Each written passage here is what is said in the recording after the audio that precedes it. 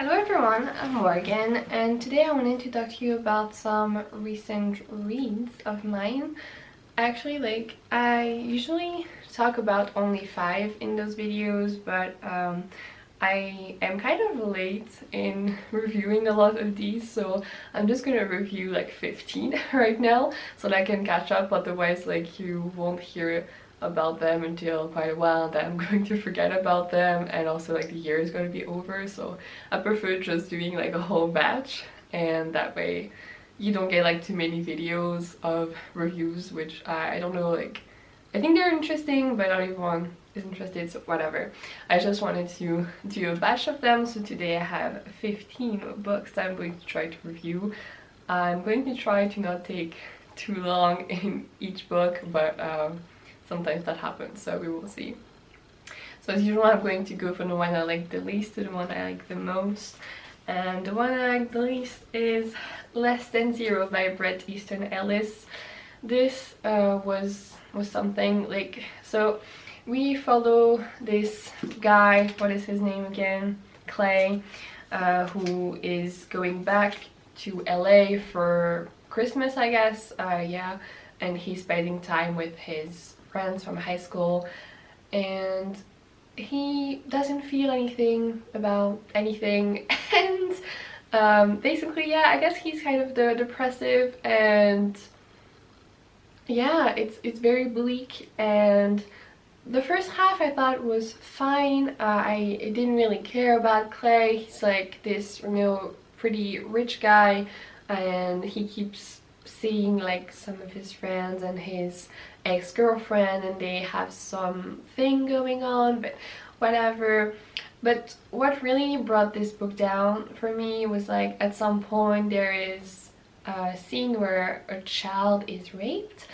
I don't know if it's okay, whatever, sexual assault, either way, not good. And I'm just so over reading those kinds of scenes in literary fiction, first of all, but specifically here, I am used to Bret Easton Ellis doing scenes that are really shocking in books, but generally it feels like there is a point to those scenes, while they're there. But here it just felt very gratuitous, just one more thing that Clay doesn't really agree with, but he also doesn't try to stop, and just, yeah, showing how he just can't do anything even when he doesn't agree. And it just wasn't enough. I'm so done, with reading books and literary fiction, and just I never know I'm going to read a scene like that, and it just yeah, jumps on me. I actually read another book a little bit after that I will talk about maybe next week. It's this recent release, Earthlings, and the same thing happened. There was a scene like that, and I was just come on, why so many? I mean, I totally agree that we should talk about rape and everything, but also maybe talk about it. I've never been the kind of person who needed trigger warnings, but now I think I am. So yeah, it was just too much for me, and I didn't care about much of this book just in general, the life of someone who's so rich and just can't feel anything. I can't relate, sorry. So yeah, just not a good book. And I also had bought the sequel, but I will be unhauling it, so whatever. And then the next book I read was From a Low and Quiet Sea by Donal. I listened to this one on audiobook, but I also own it. This followed 4 different characters, and it was kind of interlinked short stories. We followed each of these guys, I think it was, all, and towards the end, the story brings them together, I guess. I tried to care about this book. The first person we see is this man who ends up in an immigrant camp, and I thought it could be interesting, but then obviously we changed perspectives, and it just never stayed long enough on the character for me to actually care about them. so not at all the book for me. I didn't hate the writing, so maybe I would try something else by Donal Ryan one day, but I just couldn't get into this one at all. Yeah, I need more characterization, so this was not at all the book for me. Then I read the whole His Dark Materials trilogy by Philip Pullman, and I did not like it. Like, I was so shocked because so many people talk about this series and say how great it is and all the symbolism, and yes, it's kind of interesting at times, but my god, it's so badly written. I thought, like, I hated this. I mean, no, I didn't hate it. Like, a few things were a little bit nice, like the idea of demons and this world that everyone has a demon, and towards like the second book and the third book I really liked Will that we get introduced to. But Lyra, the main character, I don't like her at all. Like, she's so badly written, I think, because like there are so many things that she knows how to do, and then there are like totally normal things that she has no idea about, and you're like, how consistent is this? It's bad. And like the ending also I didn't like.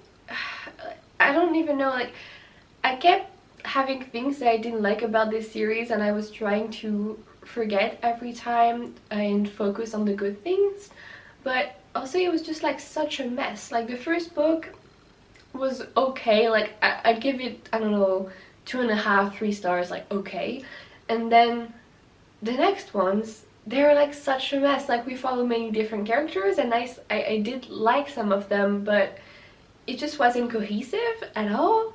And wow, just no.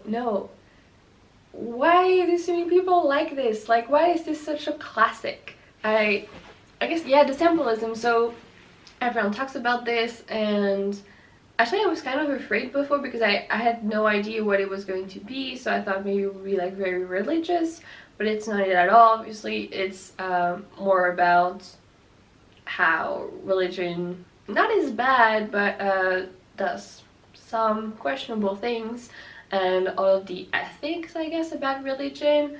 And so Philip Pullman is definitely an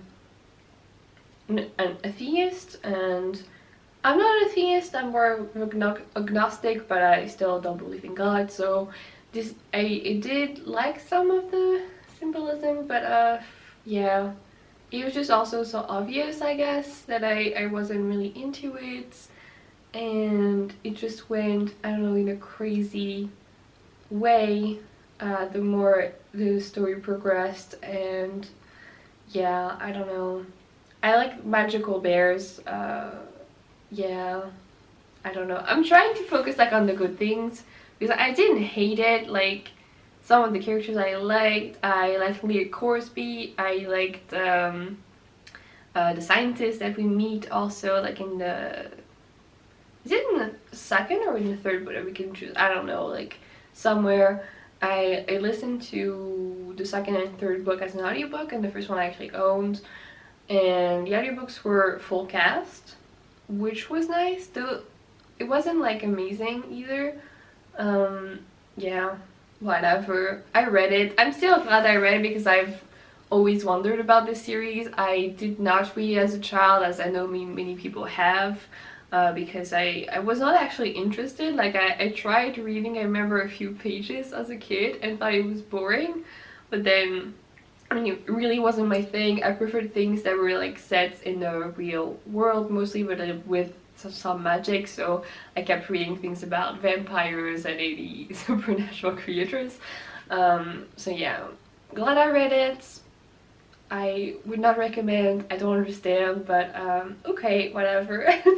It was an interesting experience, I guess.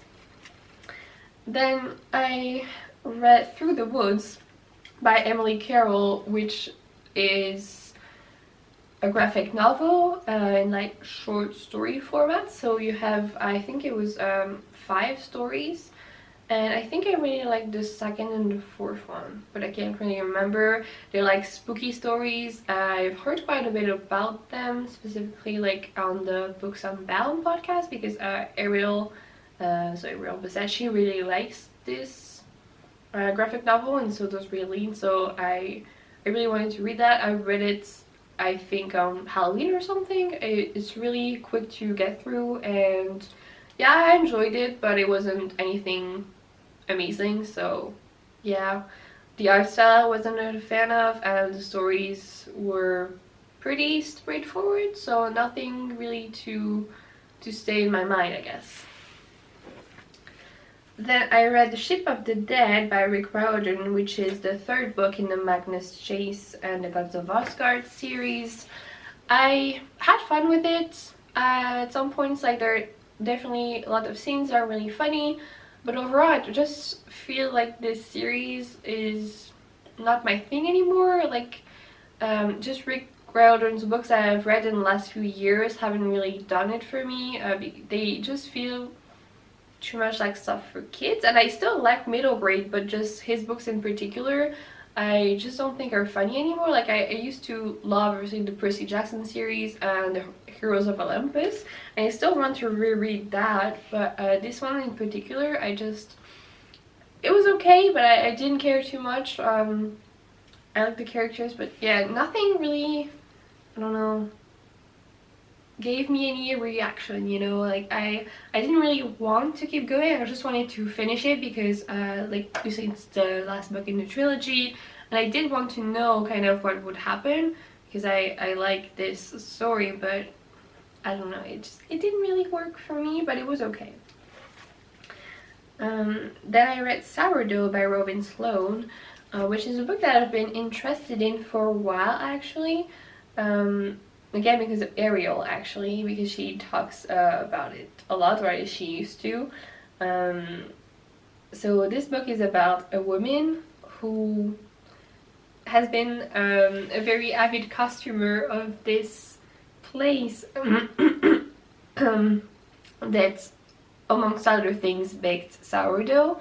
But this place has to close because they have problem with immigration, and so they give her their sourdough starter and the recipe to make sourdough, and she starts making it. But the thing is, this sourdough is very special. It reacts to a particular kind of music and sort of thing. So this book is magical realism, and it was a lot of fun. I thought it was really cute, and it did make me want to bake some bread, yeah, a little bit as well, which was nice. And just, yeah, I listened to the audiobook, and the audiobook is really good. I like the narrator, which is Therese Palmer, I think. I've read a few other audiobooks from her and really like them, so it was a good experience.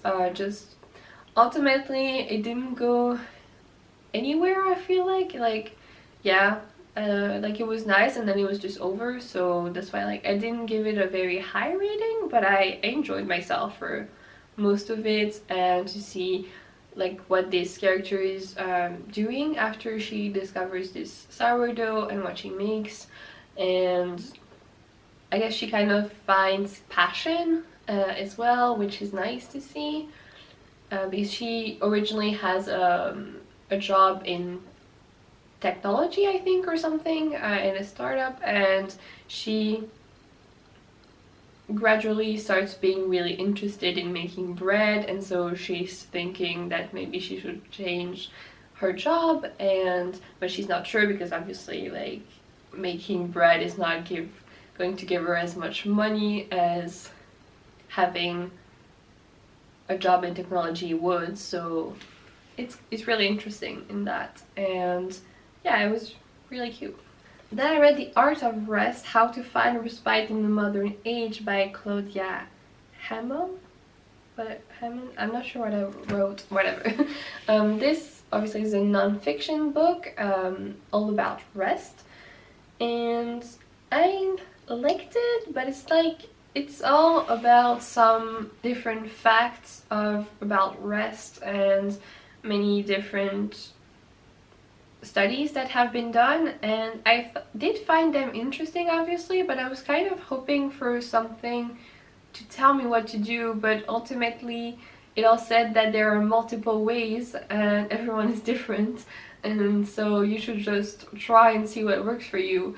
And I was just like, you know, I could have told myself that, like I thought that from the beginning. I was just hoping for you to tell me like what is the best thing to do to rest, and I guess it's kind of unfair obviously to expect from a book to just tell you like the answer, but still I just thought I wanted something more than just facts, you know, like from a book, at least some stand or some experiences, like personal experiences maybe, but it was just facts, facts, facts, facts. And yeah, it's interesting, but not what I wanted, not what I like from non-fiction books. So yeah, okay, fired off.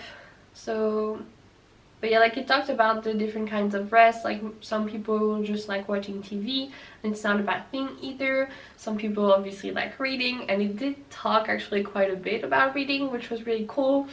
And also about exercise, but that exercising doesn't work for everyone, and just, yeah, many different kinds of rest. So interesting. Then I have I've Got Your Number by Sophie Kinsella, which is a romance book that I've been meaning to get through for a little while. I did like this one, though it was very cheesy at times and unrealistic, but whatever.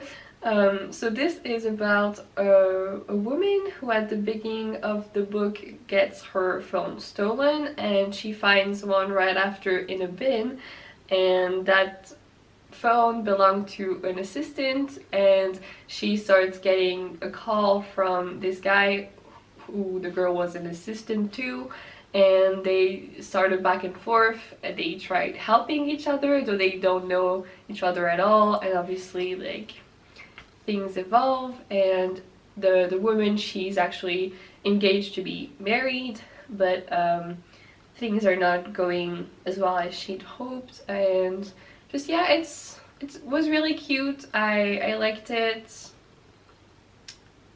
Again, pretty straightforward, like you know from the beginning what's going to happen, but it's still really nice. And I just really didn't understand why she would be with the guy that she was, like the guy she's engaged with from the beginning, because the guy was an asshole, and yeah, it was just so obvious like from the beginning that he was not good for her.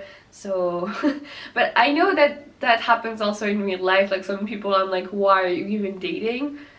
So it's normal, but yeah, not a fan. So just that was a little bit not great, but still ultimately like, I thought it was so cute. So I love these kinds of stories. Then I read Solitaire by Ellis Oseman. I am trying to read everything Ellis Oseman has written, and I'm very close to doing that. But yeah, Solitaire was not the best book she has written, I think, but still I really liked it. It's about this girl who is in high school, and I don't remember the story honestly, like it wasn't very interesting. I mean, it was, but yeah, whatever. There are people in the high school who are starting to act out, but they're anonymous, and so everyone is trying to find out who are these people. And the main character specifically, she is supposed to find out because she is part of the, I don't know, one of the committees or whatever in high school. And she also has a story, so with yeah, there are we just follow her also interacting with her friends, and how she feels like not everyone understands her, and she feels really alone. And yeah, there are just ideas here and there about being a high school student, I guess, and feeling kind of alone, which is relatable, obviously. I like the characters. I like the main character, but also her friends, and yeah, I don't really remember that book anymore that much, unfortunately, because I've just read so many since then and the characters weren't like the best ever, but I still enjoyed myself, so I would recommend it. And I listened to the other book as well for that one, and it was good. Then the next book I read was Less by Andrew Sean Greer. I had been meaning to read this one also for a little while because I had heard about the story. So it's about this gay man who's kind of old and he's an author, and suddenly he is invited to go to a few prizes to receive them, and also for some signings and whatever in many different parts of the world. And he goes for it and he tries to make kind of a really big road trip out of them so that he gets to travel everywhere. And he wanted to leave his house specifically because he was very in love with this man who was younger than him, and that man is getting married. So he was actually invited to the marriage and he was like, no, I don't want to go. Like, come on. So he is trying to find something else to do besides that, and so we follow him going on this trip, those different places, and it was just really fun and cute. And also what I've heard is like, so this book is kind of auto-fiction, so parts of it are really from the author's life, and you can really feel that. And it was a little bit also that really made me laugh because he came to France at some point and he ended up in a very small city, which was where I was born and grew up. So it's called Mulhouse, and he like talked a little bit about that and of one of the gay bars that he thought would be cool but it's actually bad. And I know that bar, I know that club. I actually went there like when I finished high school and just a few times, so it was really funny to see that. And just in general, like, so he goes to many different cities that he has never seen, and he meets some people and has fun, and but he still feels kind of weird. Like sometimes he meets a few guys and he sleeps with them, but he's still not happy, you know, like he tries to seek experiences and feel his life, but it's not what he wants. But there is a nice ending to the story, so yeah, just all of it was really nice and fun to read, so I'm glad I read this. Then I want to talk about The Ballad of Black Tom by Victor LaValle, because he is from Quebec, so I'm going to pronounce it in French. So this is about Tom, who is a black man, and this is a novella, by the way, so really short. And I listened to the audiobook, which is narrated by Kevin R. Free, who I love. And so yeah, it follows Tom, and he gets into some shady shit at the beginning of the book, and he is a little bit conning people to get money, and because of that his dad ends up dead. And so like his dad was one of the only people he cared about, and so he starts to unravel. And there is also a bit of a speculative aspect to it, like actually a really big one, and it just gets bigger and bigger. And I don't want to say anything specific because it's so short, but it was just pretty scary actually, and I really liked it. So yeah, I don't know what to say or not say about this. Yeah, I guess it did talk about racism, obviously, quite a bit, and it was also a gothic tale, I would say, and I like gothic literature, so that really worked for me. And yeah, just a very good book. Like, pick it up, it's short, it's good, like, do it for you. Then I read this book, which is called Das Hotel des verzauberten Träume, yeah, by Gina, which is a book in German, and I read this book just because I'm trying to learn German a little bit as I'm now living in Germany.